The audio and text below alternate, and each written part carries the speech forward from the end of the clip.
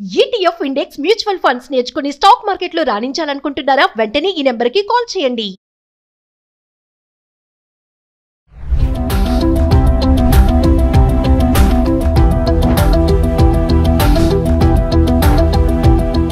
నమస్తే, welcome back to Suman TV. ప్రస్తుతం మనతో పాటు ఉన్నారు consumers affairs committee chairman Mandadi Krishna Reddy గారు. నమస్తే సార్. నమస్తే అమ్మా. సార్, అమెరికాలో లాస్ ఏంజల్స్ లో స్పర్మ్ రేస్ ఏంటి అసలు? చప్పట్లు కొడతారంట, దానివల్ల ఒక అవేర్నెస్ క్రియేట్ చేస్తారంట. ఎందుకు ఏప్రిల్ 25వ తారీఖున ఇది నిర్వహించబోతున్నారు లాస్ ఏంజల్స్ లో? అసలు ఏంటి స్పర్మ్ రేస్ అంటే ఏంటి? ఇది ప్రపంచంలో మొట్టమొదటిసారిగా జరుగుతున్న రేస్ అమ్మా. ఇది రేస్ అంటే వ్యక్తులు పరిగెత్తరు. ఇక్కడ స్పర్మ్ అంటే వీర్యకణం. స్పర్మ్స్ అంటే వీర్యకణాలు అంటారు వీటిని. వీర్యకణాల్లో కణం యొక్క స్పీడ్ని బట్టి అది చొచ్చుకుపోయే అవకాశం ఉంది. అంటే మహిళల యొక్క గర్భానికి కారణమయ్యేటువంటి ఆ గుడ్డులోకి చుట్టుకుపోతుంది. అంటే మహిళా బీజాల్లోకి చొచ్చుకుపోయి అక్కడ కొన్ని వేల కణాలు ప్రయత్నం చేస్తే దాంట్లో ఒక్కటి మాత్రమే లోపలికి వెళ్ళిపోతుంది. ఆ ఒక్కటి వెళ్ళినా కూడా పిల్లలు పుట్టే అవకాశం ఉంది. రెండు వెళితే ఇద్దరు పిల్లలు పుట్టే అవకాశం, లేక దానికి గమనించినటువంటి సెక్స్ గమనించినటువంటి ఉంది. దీనికి ముఖ్యమైన కారణం ఎందుకు ఈ రకంగా ఉందంటే వీర్య కణాల యొక్క శక్తి తగ్గిపోతుంది, దాని యొక్క స్పీడ్ తగ్గిపోతూ ఉంది. అంటే మహిళల యొక్క బీజాల్లో ప్రవేశించగలిగే శక్తి దానికి లేకపోతే అది జస్ట్ కొన్ని గంటలు మాత్రమే ఉంటుంది అక్కడ కణం, అక్కడ మహిళా బీజం. ఆ టైం లోపల ఆ గుడ్డు లోపలికి ఇది ప్రవేశించలేకపోతే ఆటోమేటిక్గా ఆ తర్వాత తెలుసుగా మహిళలకు సంబంధించిన నెలసరి వచ్చినప్పుడు అది పూర్తి అయిపోయి బయటకు ఎప్పుడైతే వస్తుందో ఇంకా అది పనికిరాదు, అది సంతానోత్పత్తికి పనికిరాని పరిస్థితి ఏర్పడుతుంది.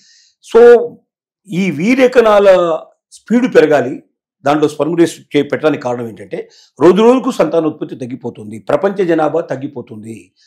ప్రపంచంలో ఇప్పుడు మొత్తం ముసలి వాళ్ళు ఎక్కువ ఉంటున్నారు, వయసు వాళ్ళు లేరు.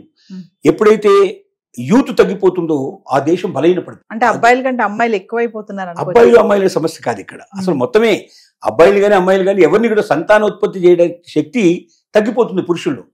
సంతానోత్పత్తి పురుషుల్లో తగ్గిపోవడం వల్ల రోజు రోజుకి సంతానం తగ్గిపోతుంది, అంటే జనాభా తగ్గిపోతుంది.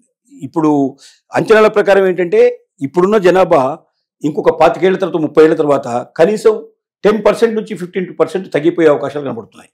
తర్వాత వయసులో ఉండేటువంటి వాళ్ళ సంఖ్య కన్నా ముసలి వాళ్ళ సంఖ్య 50-60 క్రాస్ చేసిన వాళ్ళ సంఖ్య కొన్ని దేశాల్లో ఆల్రెడీ 50% క్రాస్ అయిపోయింది.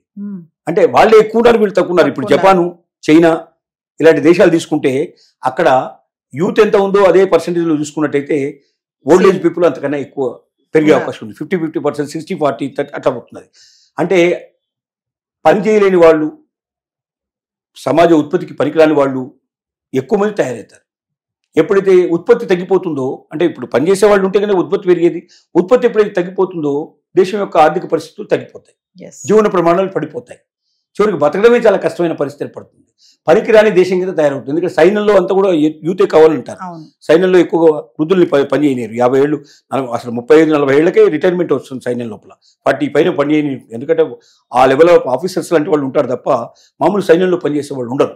అంటే తీసేస్తారు, వాళ్ళకి ఇంకేదో జాబ్ చూసుకోమని చెప్పేస్తారు. అంటే ఏంటి, యూత్ కావాలి.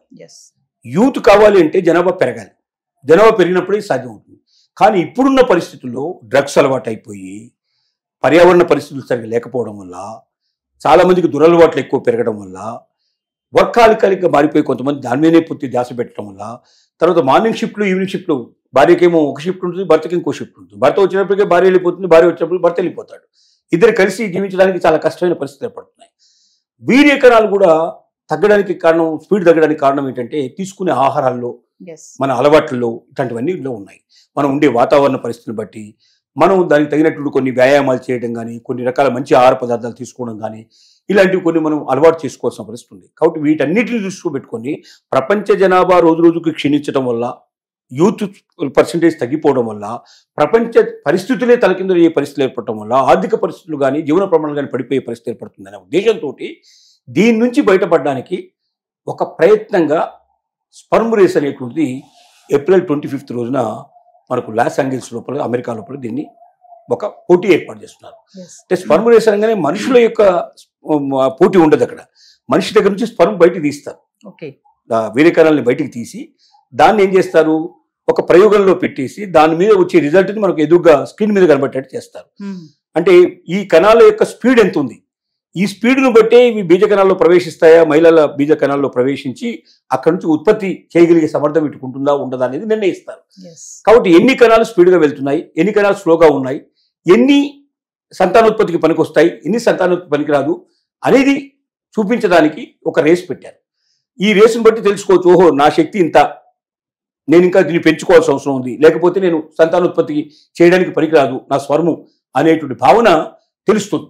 ఇది ఒక్క లాస్ ఏంజల్స్కే కాదు, భవిష్యత్తులో దీన్ని స్పర్మ్ రేస్ పెట్టారు ఇక్కడ అందరూ చూపిస్తున్నారు. కానీ రేసు లేకుండా ఏం చేస్తారంటే దీన్ని మామూలుగా డాక్టర్లు తీసి పరీక్ష చేసి చెప్తారు మనకు. ఇప్పుడు మనం ఎక్కడైనా సంతానోత్పత్తి కేంద్రాలు ఉంటాయి, చాలా సంతాన లేమి ఉందా మీకు, సంతాన సౌభాగ్యం కలిగిస్తామని చెప్పి చాలా వరకు ఇట్లాంటి హాస్పిటల్స్ కొన్ని తయారయ్యాయి. అక్కడ చేసే పని ఏంటంటే టెస్ట్ చేసి ఆ స్పర్మ్ యొక్క కెపాసిటీ ఉందా లేదా, అంటే ఉత్పత్తి చేయగలిగే బిడ్డను ఉత్పత్తి చేయగలిగేటువంటి శక్తి దానికి ఉందా లేదని చెక్ చేస్తారు. ఇప్పుడు మన దగ్గర అన్ని చోట్ల జరుగుతున్నాయి. ఇది కొత్తదేమి కాదు. కాకపోతే వీటన్నిటి ఒక దగ్గర పెట్టి ఏది స్పీడ్గా పోతుంది, ఏది తక్కువ పోతుంది చూపించడమే ఇప్పుడు దీంట్లో ఉన్న గొప్ప విషయం, అంటే ఒక కొత్తదనం అన్నట్టు. అంతేగాని ఇది అన్ని రాష్ట్రాల్లో, అన్ని దేశాల్లో, అన్ని పట్టణాల్లో స్పర్మ్ కౌంట్ ఉంటుంది. కౌంట్ చేసి ఎన్ని ఉన్నాయి స్పర్మ్స్, స్పర్మ్ కౌంట్ని బట్టే మనకు ఉత్పత్తి అవుతుంది లేదు. స్పర్మ్ కౌంటింగ్లోనే ఇక్కడ ఏమొస్తుందంటే దాని స్పీడ్ కూడా తెలుస్తుంది. స్పీడ్ ఎక్కువ ఉంటేనే అది ప్రవేశించగలుగుతుంది, స్పీడ్ ఎక్కువ ఉండకపోతే ప్రవేశిస్తుంది. అది అక్కడికి చేరంగానే ఆ స్పీడ్ ఉంటేనే లోపలికి ఎంటర్ అవుతుంది, లేకపోతే బయటే చచ్చిపోతుంది, అక్కడితో క్లోజ్ అయిపోతుంది దాని పని. కాబట్టి సంతానోత్పత్తిని పెంచాలి, యువతను బాగా అభివృద్ధి చేయాలి, దేశాల యొక్క ఆర్థిక పరిస్థితిని పెంచాలి అని ఇన్ని రకాల ఆలోచనలతోటి ఇది చేస్తున్నారు. కాబట్టి యువత దీన్ని బట్టి ఏమర్థం చేసుకోవాలంటే, మనం యువకులమే కాబట్టి ఏదైనా తినేస్తాం, ఏదైనా తాగేస్తాం, ఎలాంటి డ్రగ్స్ అయినా ఉపయోగించుకుంటాం. సిగరెట్టు, తంబాకు, గింబాకు ఇవన్నీ మనకు తెలిసిన విషయాలు. ఎన్ని ఉన్నాయో అన్ని ఉన్నాయి. గంజాయి ఉంది ఇవాళ, ఇంకా చెరస్ లాంటివి ఉన్నాయి, ఇంకా రకరకాలుగా విపరీతంగా మార్కెట్లో ప్రవేశిస్తున్నాయి. ఏది పడితే తిని, ఏది పడితే తాగితే నాకు సంతానం అని రాదు, నా యొక్క స్పర్ము ఆ స్పీడ్లో పోదు, నేను సంతానం ఉత్పత్తి చేయడానికి పనికిరాని వాడిని అయిపోతాను, అంటే నా కుటుంబాన్ని భవిష్యత్తులో పెంచుదల ఉండదు, నాతోటి నా కుటుంబం అంతమైపోతుంది. ఇన్ని విషయాలు ఆలోచించాలి. మనం తినేటప్పుడు, తాగేటప్పుడు, మనం చెడు అలవాట్లు చేసుకునేటప్పుడు నా భవిష్యత్తును నేను నాశనం చేసుకుంటున్నాను అనే విషయం ప్రతి యువకుడు గ్రహించి, యువతులలో కూడా కొన్ని లోపాలు ఉన్నాయి, యువతులు కూడా సరి చేసుకోవాల్సి ఉంటాయి. కాబట్టి యువకులు నేర్చుకోవాల్సింది ఏంటంటే, ఇక్కడితోటే కాదు, నా భవిష్యత్తు, నా కుటుంబం, ఈ కుటుంబానికి మళ్ళీ నేను రిప్లికా ఇవ్వడం. నేను నా పిల్లల్ని నేను ఇస్తే ఆ పిల్లలు ఈ దేశానికి పనికొస్తారు. ఆ పిల్లల ద్వారా నేను చేసేటువంటి ఒక మనిషి జీవితంలో ఉండేది ఏమిటి, ఇదే కదా. మామూలుగా మనం బతకడం, తర్వాత మన కుటుంబాన్ని పెంచడం, ఆ కుటుంబానికి కూడా ఒక రేపు ఆధారం ఉండేటట్టుగా, అది కూడా భవిష్యత్తులో బతికేటట్టు చేయడం వల్ల మన జీవితం సాఫల్యం అవుతుంది. సంతానోత్పత్తి లేకుండా ఉండేటువంటి జీవితం ఎంతోమంది ఉండొచ్చు, నేను కాదని చెప్పను. కానీ వాళ్ళు అంత సంతృప్తిగా, పిల్లలు కలిగి వాళ్ళు ఉన్నంత సంతృప్తిగా ఉండలేని పరిస్థితి ఏర్పడదు. కాబట్టి మన బాధ్యత ఏమిటంటే, మనం ఈ దేశానికి మళ్ళీ మన రిప్లికాని మనం ఇవ్వడం, వాళ్ళ ద్వారా ఈ దేశ అభివృద్ధి కోసం మనం తోడ్పడటం అనేది జరగాలి అని చెప్పడానికి ఇన్ని రకాల ఆలోచనలతో ఈ స్పర్మ్ కౌంటింగ్ అనేది, రేస్ అనేది పెడుతున్నాను. Thank you.